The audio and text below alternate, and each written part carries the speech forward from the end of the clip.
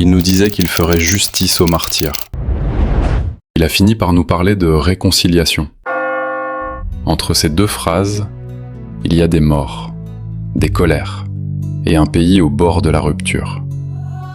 Voici l'histoire d'un homme que personne n'attendait et d'un choix que personne n'ose juger trop vite. Avant les discours, avant le pouvoir, avant les foules.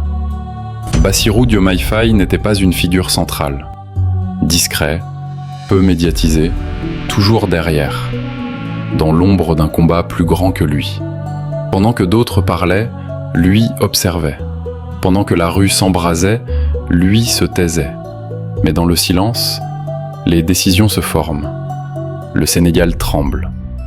Manifestations, répression, jeunes dans la rue, des morts, des martyrs.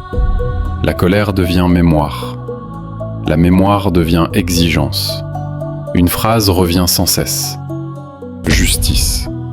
Justice pour ceux qui ne parleront plus. Justice pour ceux qu'on a enterrés trop vite. Et dans cette tempête, un nom remonte. Bassirou Diomaye Faye. Quand il parle, les mots sont clairs. Justice aux martyrs. Vérité. Responsabilité. Les foules écoutent. Elles veulent croire. Parce qu'après la douleur, il faut un sens. Il incarne l'espoir calme, la continuité d'un combat, la réparation attendue.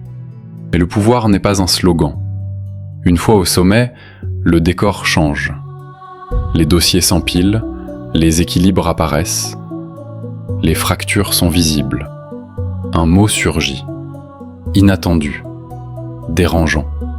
Réconciliation. Pas vengeance. Pas règlement de compte immédiat. Réconciliation nationale. Certains comprennent. D'autres se sentent trahis. La question devient brutale. Peut-on honorer les morts sans rallumer le feu ? Gouverner, ce n'est plus accuser. C'est empêcher le chaos. C'est choisir entre mémoire et avenir. Chaque décision pèse. Chaque mot divise. Il avance sur une ligne invisible, entre justice morale et stabilité nationale. Et personne ne sort indemne de ce genre de choix. Bassirou Diomaye Faye n'a pas oublié les martyrs. Mais il a compris une vérité cruelle. Un pays blessé ne se reconstruit pas uniquement avec la colère.